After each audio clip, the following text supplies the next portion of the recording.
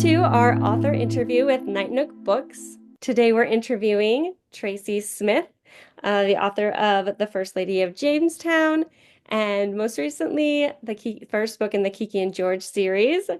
Tracy has spent several years teaching inside the classroom and online.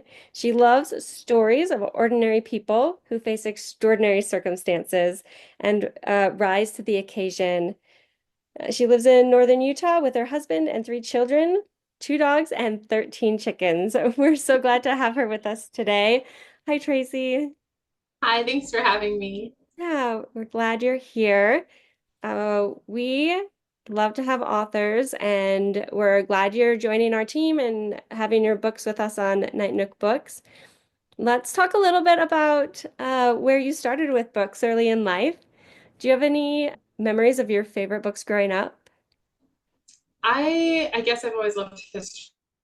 I love the American Girl stories, especially the one with the girl in the colonial Williamsburg, which is ironic because I ended up living there. So I always loved that story. Little House on the Prairie. When I was older, I read like all the Jurassic Park books, and I kind of got back into different like fantasy and excitement, adventure and whatnot. But yeah, I always go back to the American Girl doll books. I love those. The original. That is so fun.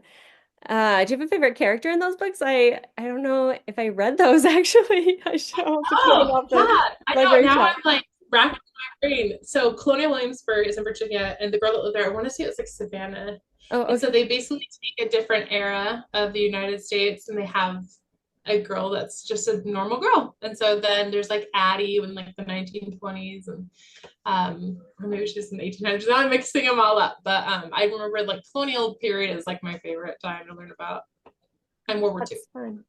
Yeah, yeah, and we see that in your book, some of the love Yeah. of Yeah. history. That's great. So, do you have any specific time where you remember that love of history really developing and growing? I remember I was pretty close to my grandparents, and every time we go to their house, they have like all the old photo albums, you know, the one where you can peel it and you can see it's like that little plastic, and it's like sticky and like the yellow stuff is like seeping on the corners.